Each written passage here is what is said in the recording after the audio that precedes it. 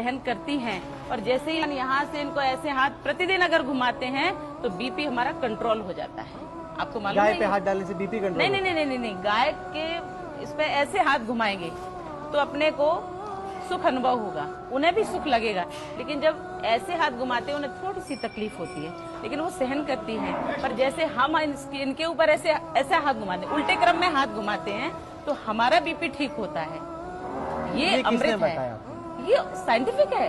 Scientific है कि हाँ, गाय पे ऐसे हाथ करने से बिल्कुल बीपी उल्टी तरफ ऐसे हाथ घुमाएंगे तो बीपी अपना ठीक हो जाता है। और गौशाला में सबसे अच्छी साधना होती है, तपस्या होती है। गलत कह रही हूँ क्या? गौमूत्र जो है, मैं कैंसर की पेशेंट, मैंने गौमूत्र से और पंचगव्य से बनी औषधियों से अपने को ठीक किया, अपना कैंसर ठीक किया है। आप कह रही हैं कि गौमूत्र खाने से आपका कैंसर चला गया? हाँ, गौमूत्र और पंचगव्य से बनी औषधि। पंचगव्य का अर्थ है गाय, गौघृत, गौदुग्ध और गौमूत्र, गोबर और दही, ऐसे 5 चीजों को मिलाकर के हम गौ पंचगव्य बनाते हैं।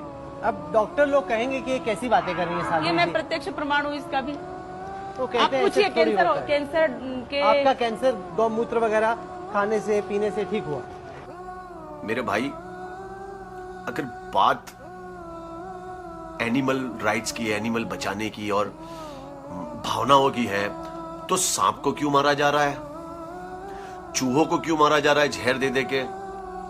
चूहा एनिमल नहीं है, सांप एनिमल नहीं है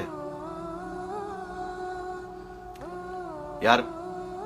भक्तों जागो मेरे भाई, हार्ली डेविडसन अभी तक चालू है और यहाँ के जितने बड़े लोग हैं उनकी बीवियां जो पर्स लेके घूमती है, जो लेके घूमती है, वो भी सब काव लेदर का है भाई। तो मतलब मुझे ये समझ नहीं आ रहा है कि सही चीज पे, सही मुद्दों पे आप लोग बात नहीं करोगे, सिर्फ आप लोगों से गलत काम करवा लो। Ryan, come here. Explain what that was, because everybody wants to know. That's the beef water with dry lentils and dry beef Okay. एक उनको मुसलमानों के बारे में एक चीज जो खटकती है कि मुसलमान गाय का गोश्त क्यों खाते, वो उनका सवाल है।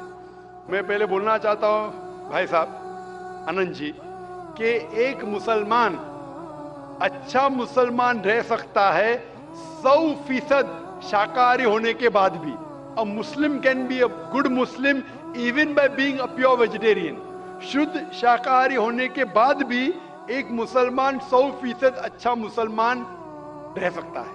लेकिन क्योंकि अल्लाह सुब्हानहू व तआला हमारा रब, हमारा खालिक, कुरान मजीद में अल्लाह ताला फरमाते हैं, सूरह माइदा में सूरा नंबर 5 आयत नंबर 1 में अल्लाह ताला फरमाते कि आप उन 4 पायों जानवरों का गोश्त खा सकते हैं जिनकी हमने इजाजत दी है।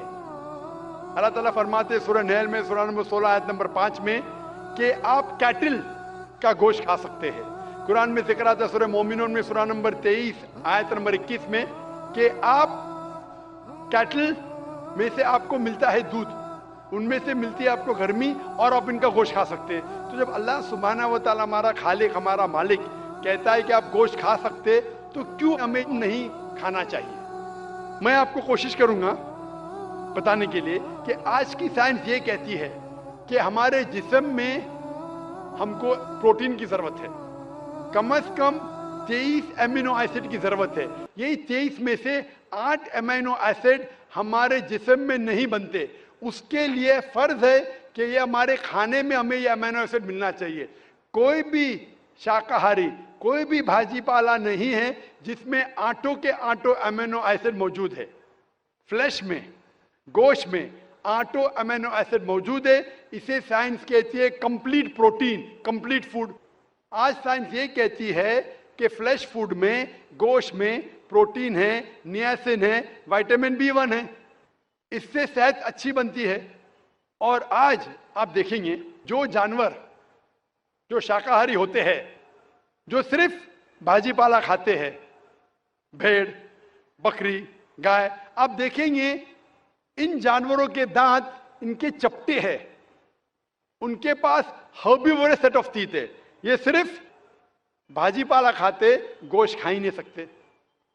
जब आप देखेंगे मांसाहारी जानवर के दांत, शेर बब्बर, चीता, उनके नोकीली दांत होते हैं। ये सिर्फ गोश्त खाते हैं, भाजी पाला खा ही नहीं सकते। जब आप अपने दांत आईने में देखेंगे तो भगवान ने, ईश्वर ने, हमारे खालिक ने हमें दोनों दांत दिया है, चपटे दांत भी दिया है और नोकीले दांत भी दिया है। अगर हमारा ईश्वर चाहता था कि हम सिर्फ भाजी पाला खाए तो ये नोकीले दांत क्यों दिया? गोश्त खाने के लिए। आज की साइंस कहती है कि जो डाइजेस्टिव सिस्टम है हर्बिवोरस एनिमल का, गाय, भेड़, बकरी के, वो सिर्फ भाजी पाला डाइजेस्ट कर सकते, गोश्त को डाइजेस्ट कर ही नहीं सकते। जो डाइजेस्टिव सिस्टम कार्निवोरस एनिमल का है, चीता, शेर बब्बर, ये सिर्फ गोश्त डाइजेस्ट कर सकते, भाजी पाला नहीं। लेकिन हम इंसानों को अल्लाह ताला ने, हमारे ईश्वर ने स्मॉल इंटेस्टाइन भी दिया है, बिग इंटेस्टाइन भी दिया है। हम भाजी पाला भी डाइजेस्ट कर सकते, गोश्त भी डाइजेस्ट कर सकते। अगर हमारा ईश्वर चाहता था कि हम सिर्फ भाजी पाला खाए तो हमें ये डाइजेस्टिव सिस्टम क्यों दिया जो गोश्त को भी डाइजेस्ट कर सकता है? तो साइंटिफिकली हमारा जिस्म हमारे ईश्वर ने ऐसा बनाया है कि हम भाजी पाला भी खा सकते हैं, गोश्त भी खा सकते हैं। और बहुत लोगों को गलत फहमी है कि हिंदू मजहब में गोश्त खाने की ममानियत है। भाई आप हिंदू है ना? आपके नाम से लगता है आप हिंदू है। हिंदू है ना सर? जी हिंदू ही है। आप हिंदू है ना? हाँ बिल्कुल सही, आपके नाम से लग रहा है, आनंद आपका नाम है, आप हिंदू है। आपको गलतफहमी होंगी कि हिंदू मजहब में गोश्त खाना हराम है। आप जब हिंदू मजहबी किताब पढ़ते हैं, आपकी मजहबी किताब में लिखा है कि गोश्त भी खा सकते हैं, मांस भी खा सकते हैं और बीफ भी खा सकते हैं, गाय का गोश्त भी खा सकते हैं।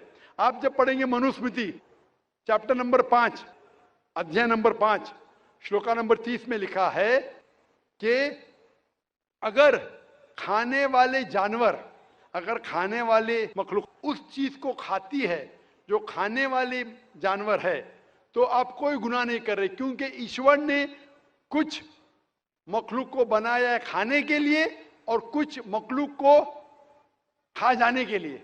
सम to eat and some to be eaten. तो अगर आप खाने वाले जानवर खाते हैं तो गुनाह नहीं कर रहे। लिखा है मनुस्मृति में अध्याय नंबर 5 श्लोका नंबर 31 में कि अगर आप पूजा के लिए जानवर को कत्ल करते हैं तो कोई गुनाह नहीं करते। लिखा है मनुस्मृति में अध्याय नंबर 5 श्लोका नंबर 39 और 40 में कि ईश्वर ने कुछ जानवर को बनाया है पूजा के लिए, सैक्रिफाइस के लिए। तो killing in sacrifice is not killing. तो कत्ल करना पूजा में कत्ल नहीं है। तो मनुस्मृति के मुताबिक आप गोश्त खा सकते हैं। फिर आप जब मुताला करेंगे महाभारत का, महाभारत में अनुशासन पर्व में अध्याय नंबर 88 में युधिष्ठिर, पांडव के 5 भाई थे, आपने युधिष्ठिर का नाम तो सुना होगा। युधिष्ठिर जो पांडव के 5 भाई थे, युधिष्ठिर पांडव में सबसे बड़ा भाई था। वो पूछता है भीष्म से कि हम यज्ञ में, पूजा में क्या खाना दे ताकि हमारे परदादा खुश होंगे। तो भीष्म कहता है अगर हम यज्ञ में, पूजा में चावल, बार्ली, सेब, भाजी पाला देंगे तो हमारे परदादा 1 महीने के लिए संतुष्ट रहेंगे। अगर हम मछली देंगे तो 2 महीने के लिए, अगर गोश्त देंगे 3 महीने के लिए, अगर खरगोश देंगे तो 4 महीने के लिए, अगर बकरी देंगे तो 5 महीने के लिए, अगर सुअर देंगे तो 6 महीने के लिए, अगर परिंदा देंगे तो 7 महीने के लिए, अगर हिरन देंगे तो 8 महीने के लिए, अगर बैल देंगे तो 11 महीने के लिए, अगर गाय देंगे तो पूरे 1 साल के लिए हमारे परदादा संतुष्ट रहेंगे। 1 साल। क्या दूध की बात कर रहे हैं सर? आप बफेलो देंगे, बफेलो तो 12 साल के लिए, अगर राइनोसरस देंगे या रेड मीट, लाल गोश्त, तो हमारे परदादा हमेशा के लिए संतुष्ट रहेंगे। पूरा मेन्यू है महाभारत में, हिंदू किताब में पूरा मेन्यू है। क्या चाहते हैं? भाजी पाला, मछली, गोश्त, खरगोश, हिरन, बीफ, बड़े का छोटे का सब है। आप अगर वेद पढ़ेंगे, वेद में भी लिखा है कि संत और साधु गोश्त खाते थे, गाय का गोश्त भी खाते थे। फिर आप क्यों कहते हैं कि गोश्त खाना हराम है? क्योंकि बहुत से हिंदू लोग बाकी मजाहिब से प्रसन्न हुए। मजहब से प्रसन्न होने के बाद कुछ मजहब मानते अहिंसा में, और वो समझते हैं कि जानवर को कत्ल करना गुनाह है। क्यों? क्योंकि जानवर में जान है, बाजीपाला में जान नहीं है, पेड़ पौधों में जान नहीं, इसलिए बाजीपाला खाना गलत नहीं है, लेकिन जानवर खाना गलत है। आज साइंस तरक्की कर चुका है और हम जानते हैं कि पेड़ पौधों में भी जान है, तो उनकी लॉजिक जरा बदल गई। हाँ जाकिर भाई, हम जानते हैं पेड़ पौधों में जान है, लेकिन पेड़ पौधे, उनको दर्द का एहसास नहीं है, उन्हें दर्द नहीं होता। पेड़ पौधों को दर्द नहीं होता है और जानवर को दर्द होता है, इसीलिए जानवर खाना बड़ा गुनाह है, पेड़ पौधे खाना कम गुनाह है। आज साइंस फिर से तरक्की कर चुका है। तरक्की करने के बाद आज साइंस ये कहती है कि पेड़ पौधों को भी दर्द होता है, लेकिन उनकी दर्द की आवाज आपको सुनाई नहीं देती। हम इंसान सिर्फ 20 साइकिल्स और 20,000 साइकिल्स के दरमियान फ्रीक्वेंसी में सुन सकते, इसके नीचे, इसके ऊपर नहीं सुन सकते। वो चीखते हैं लेकिन हमें उनकी आवाज सुनाई नहीं देती। तो एक शख्स ने मुझसे सबसे ज्यादा बहस किया और कहा कि जाकिर भाई, मैं मानता हूं कि पेड़ पौधों में जान है, पेड़ पौधे को दर्द होता है, लेकिन पेड़ पौधों में सिर्फ 2 या 3 सेंसेस है, जानवरों में 5 सेंसेस है, इसलिए जानवर का कत्ल करना बड़ा गुनाह है। तो मैंने उससे पूछा कि अगर आपका भाई पैदा होता है 2 सेंसेस कम के साथ, वो सुन नहीं सकता है और बात भी नहीं कर सकता है, गूंगा है और बहरा है, जब वो बड़ा होता है और अगर कोई इंसान उसका कत्ल करता है, तो क्या आप जाके कहेंगे जज से, मिलॉर्ड कातिल को कम सजा दो क्योंकि मेरा भाई गूंगा था, बहरा था, वो सुन नहीं सकता था, बात नहीं कर सकता था? आप तो कहेंगे कातिल को डबल पनिशमेंट दो, मेरा भाई तो मासूम था, ना सुन सकता था ना बात कर सकता था।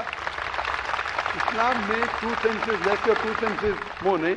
इस्लाम में अल्लाह ताला फरमाते सूरह बकरा में सूरह नंबर 2 आयत नंबर 168 में 168 में, eat of the good things which Allah has provided you, जो अच्छी चीज आपको आपके अल्लाह ने दिए उसको आप खा सकते हैं।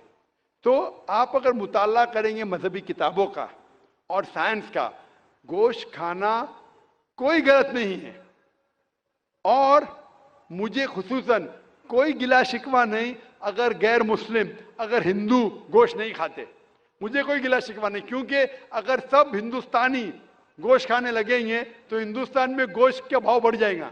आज महंगाई का जमाना है, पेट्रोल का भाव बढ़ रहा है, सब हिंदुस्तानी गोश्त खाने लगेंगे तो गोश्त का भाव भी बढ़ जाएगा। तो मुझे कोई गिला शिकवा नहीं आप अगर गोश्त नहीं खाते, लेकिन अगर आप ये कहेंगे कि गोश्त खाना गलत है, तो आपको आपकी मजहबी किताबों के बारे में नहीं पता है और साइंस का भी नहीं पता है। अगर आप कहेंगे किसी की जान नहीं लेना चाहिए, तो आप 2 मिनट भी जी नहीं सकते।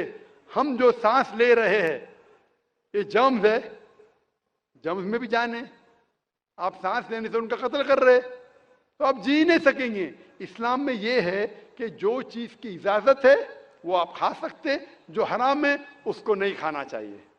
Hope that answers the question.